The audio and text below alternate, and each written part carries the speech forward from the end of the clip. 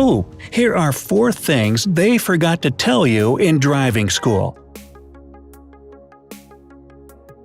For me, they forgot to tell me where I had parked my car, but that's another story. Most drivers are convinced that if they know all the rules of the road, they'll be ready for any situation that may occur. However, besides these rules, there are others that are no less important, and if you don't follow them, you may get seriously hurt even in a minor accident. Before you learn all the crucial details, hit that subscribe button and turn on notifications to join us on the bright side. Number 1. Adjust your seat properly. If the only thing you're worried about when you sit behind that wheel is your comfort, then you'll definitely want to pay attention to this. There absolutely is a correct way to sit behind the wheel, and it can be the difference between safety and danger on the road. When you're in the driver's seat, your knees should be slightly bent. If you feel that you need to stretch your leg to reach that gas pedal, move your seat forward. However, if you see that your knees are bent too much and it's uncomfortable to place your foot on the pedal, move the seat backward.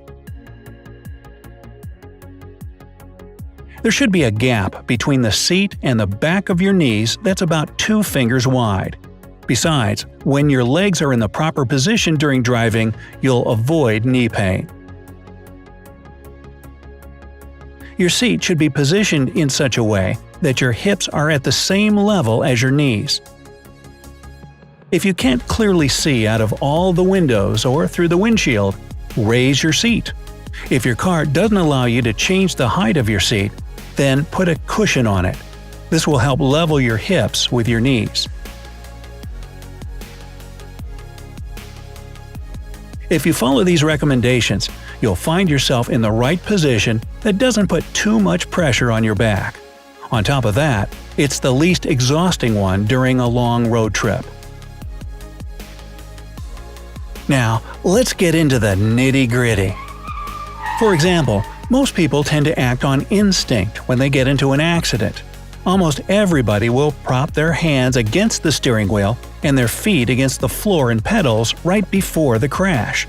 And if your arms and legs are straight like this, you can get a serious injury even in a minor accident.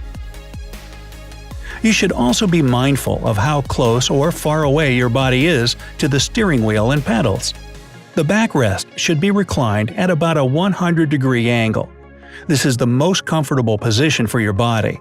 If you have to lift your shoulders up off the backrest to turn the wheel, you've reclined your seat too much.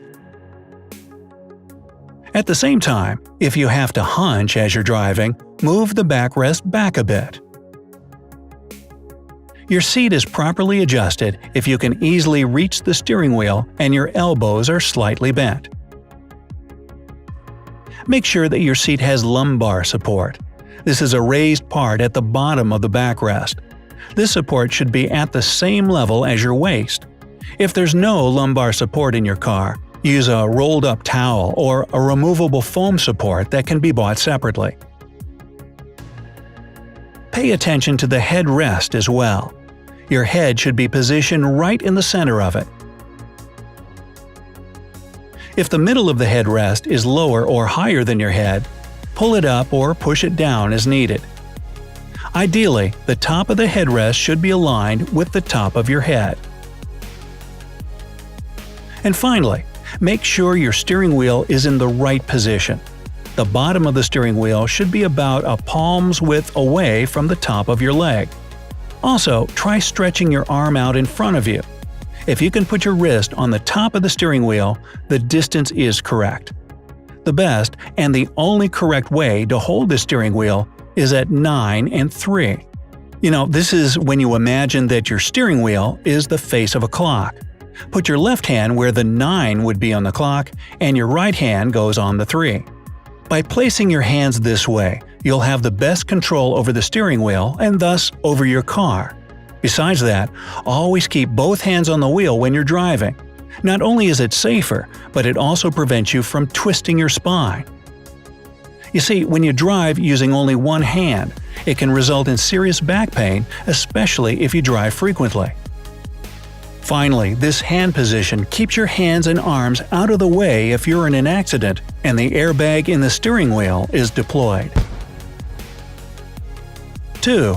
Check the brake pipes. If your car's brake system has defects, these signs can give the problem away. You hear screeching noises each time you brake. The brake pedal pulses up and down. This is only normal if your car's anti-lock braking system, or ABS, is in operation. This system prevents the car from skidding out of control. Your car drifts sideways when you press the brake pedal. You notice some traces of brake fluid leaks on the inner side of the wheel. But you don't need to wait until you spot one of these alarming signs. You should constantly keep an eye on the state of your brake pipes and brake pads. Even the tiniest crack on a brake hose can result in an accident because you won't be able to stop the car. To figure out if your vehicle's brake pipes are in good condition, touch them. If they're hard and crack when you try to bend them, they certainly need replacing. Brake hoses should be dry, quite flexible, and without any stains or damp patches. After you replace the old brake pipes, it's crucial for your safety to bleed your brakes before driving your car. 3. Do not lift your whole foot off the floor when you switch from one pedal to another. This rule is important since it'll prevent the pedal from slipping out under your foot. On top of that, when you lift your foot off the floor completely and move it to the right or left, it makes you a bit slower and less efficient. It might not seem like much, but even milliseconds play a huge role in an emergency. Of course, a lot of it depends on the size of your foot. The smaller it is, the trickier it'll be to follow this rule. In this case, you can use a method that works for everybody. Switch between pedals by moving your foot from heel to heel. You should also remember that your foot typically stays on the heel when you position it over the accelerator. But when you move it over to the brake pedal, your heel may not be able to touch the floor. Again, it all depends on the size of your foot and the distance between the pedals in your car. As for your left foot, don't move it away from the footrest. When it stays there, it helps support your pelvis and back during your trip. 4. Wear your seatbelt properly. First of all, you shouldn't slip your seatbelt under your arm or behind your back. The top strap should cross your chest and collarbone, and the lower strap should go across your hips. Do not place it over your belly. If you get into a car accident, the belt should catch you on your pelvic bone, not your stomach. If you notice that your seatbelt is twisted, straighten it right away. Both the lower and top part of the belt should lie flat against your body. If your seatbelt feels as if it's digging into your neck or shoulder, most cars allow you to adjust the anchor that the top strap runs into. If the seatbelt is cutting you higher or lower than your collarbone, you can pull it down or push it up accordingly.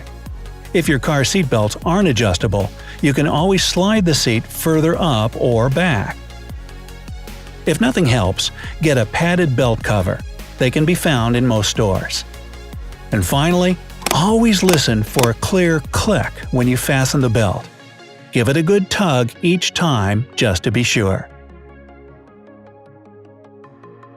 Now, if you have any other extremely important recommendations for drivers, leave them in the comment section below. Don't forget to give this video a like, share it with your friends, and hit that subscribe button to stay on the bright side of life.